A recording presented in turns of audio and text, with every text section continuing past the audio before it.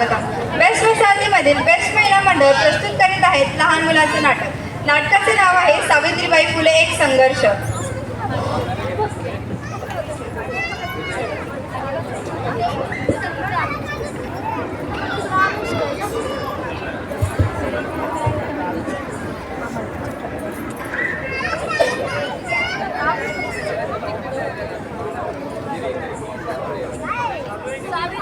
सावित्री, हे बघ मी तुझ्यासाठी काय आणलंय. हे काय आहे? अगं असं काय करते, पुस्तक आहे, या पुस्तकाचं तू वाचन कर. इश्श, आता काय वाटते या वयामध्ये? हे बघ सावित्री, तुम्हाला लग्नाच्या वेळी वचन दिले होते, आता नाही म्हणू नको. त्यांच्या घरात ना आजपासून तुझा अभ्यास. अहो, पण लोक काय बोलतात? किती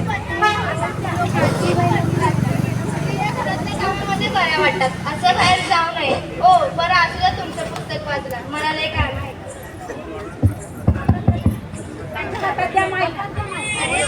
हॅलो.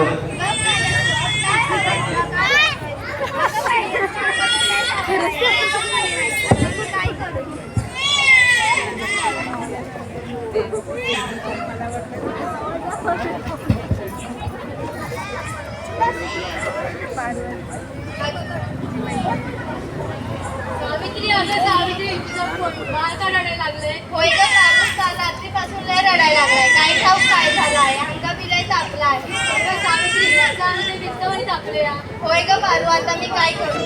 अगं सावित्री, इथं भूतबाधा आहे, भूतबाधा. काय भूतबाधा? माझ्या लेकराला भूताने झपाटलंय. नाही, असं नाही होऊ शकत. अरे सावित्री, असं झालंय, त्याचे पापणे बघ कशा लाल झाल्या. आता मी काय करू हे पण करी नाही.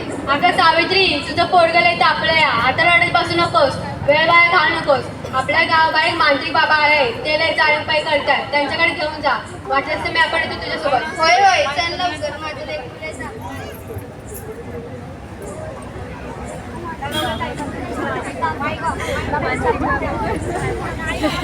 हे सगळं तांत्रिक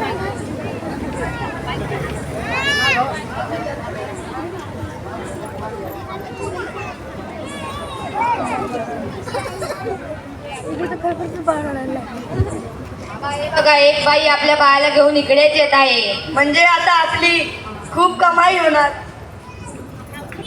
माझ्या बाळाला वाचवा बाबा, माझ्या बाळाला वाचवा. त्यांचं अंग विस्तवासारखं तापलं आहे. बाई, तुझ्या बाळाला भूतबाधा झाली आहे.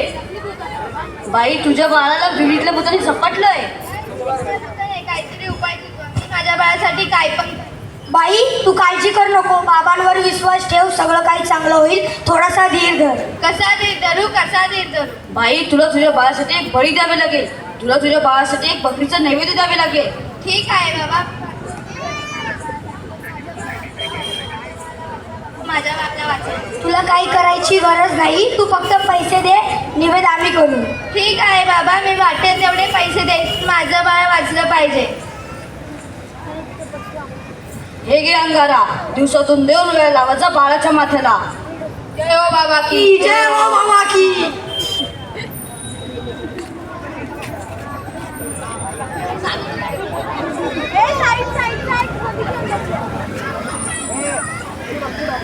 अगं बाई, याचा ताप अजून कसा कमी झाला नाही? काल बाबाकडे जाऊन काय बी उपयोग झाला नाही. सावित्री, त्याला जाऊ. अहो ऐका ना, चिडू नका. जरा बघा ना याला काय झालंय. त्याचा ताप अजून काही कमी झाला नाही. जरा बघा ना त्याला काय झालंय. तुला कितीला सांगितलं घरात प्रसूती करत जाऊ नको, पण तू काय माझं ऐकतच नाही. ह्यावेळी एका आईचं आणि मुलाचं दवाखान्यात असणं किती गरजेचं असतं हे तुला माहित आहे का? अहो, पुरुषाच्या हातून प्रसूती करताना लाज वाटते. कसं वाटतं ते? त्यावेळेस दवाखान्यात कोणत्या महिला डॉक्टर पण नव्हत्या. कशी करणार तुम्ही प्रसूती? त्याच्या अंगातच आल्यासारखं दाबलंय. अशी कशी कापली? काहीतरी करा ना.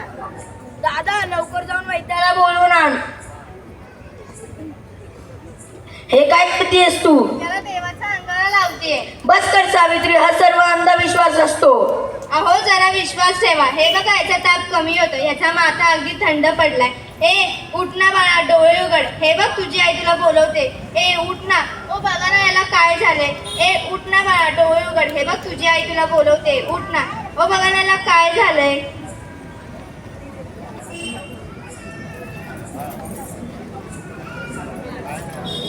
नाही राहणार, कारण उद्या कोणत्या आईला तिच्या बाळाला सावित्री शाबास, तुझ्याकडून मला हीच अपेक्षा होती. अगं बाई, मला माहितीच नव्हतं सूर्य हा पृथ्वीच्या भोवती गोल फिरतो. अगं सूर्य हा पृथ्वीच्या भोवती गोल फिरत नाही, पृथ्वी ही सूर्याच्या भोवती गोल फिरते. समजलं का? चल गावंडर. ओ, तुम्ही मला सारखं गावंढळ म्हणत जाऊ नका.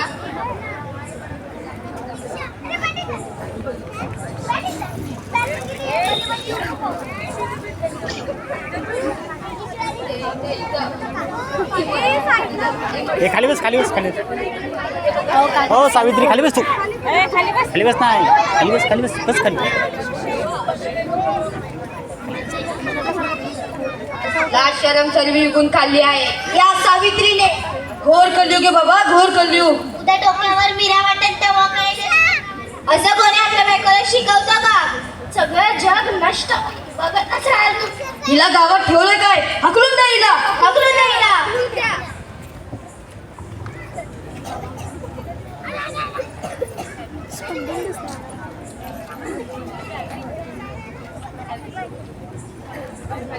काय झालं सावित्री?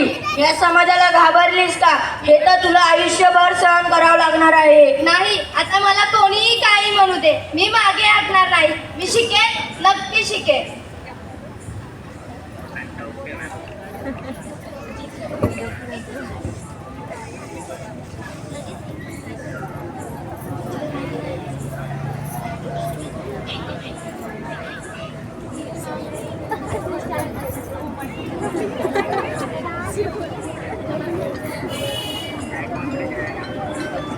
कोण आहे का घरात? हो हो. काय काम काढलं? सुभद्रावांचं घर हेच? हो, सुभद्रावांचं घर हेच. दिल्लीवरून तुमची तार आली आहे. ठीक आहे, द्या.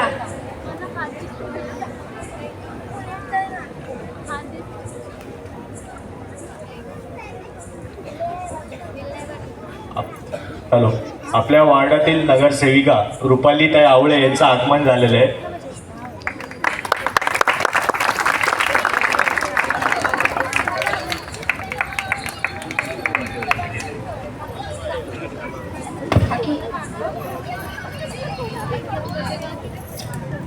सावित्री, तुला दिल्लीला पुरस्कारासाठी बोलवलंय. तुझा तिथे सत्कार होणार आहे. काय? आज हे फक्त तुमच्यामुळे शक्य झालं. मी एकटी अशी तर काहीच करू शकले नसते.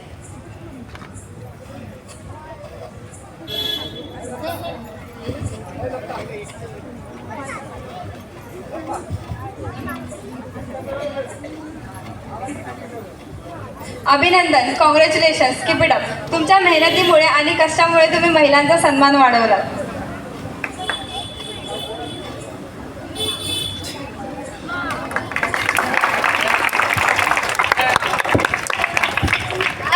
आता डॉक्टरची पदवी नसून उद्याच्या सोनेरी क्षणाची जावी आहे. तिच्यावर आजपर्यंत फक्त नकारात्मकतेचे तुम्ही जगले होते. माझ्या देशात अशा अनेक महिला आहेत ज्यांची स्वप्ने तुमच्या धुरातून साफ झाली. मला असं वाटतं की ही स्वप्नांची पतंग खुल्या आसमानात उडावी आणि सुभद्रावांसारखे पती प्रत्येक घरामध्ये असावे. कारण या पतंगाच्या दोऱ्याला कधीच कापू देऊ नये. कारण हे अवघड तर आहे, पण अशक्यही नाही.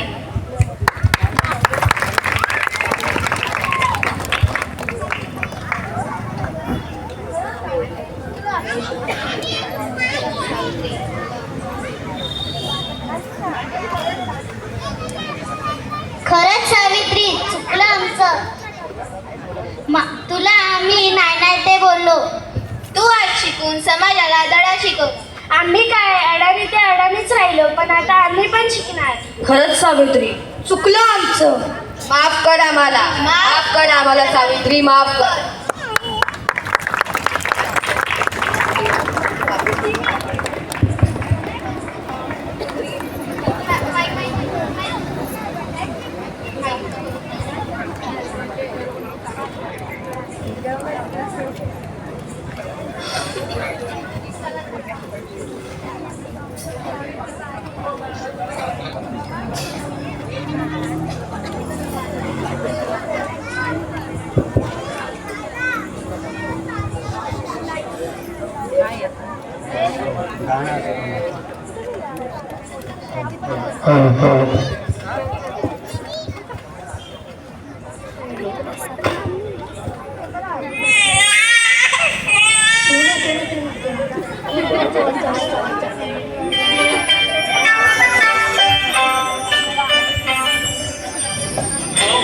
टाकी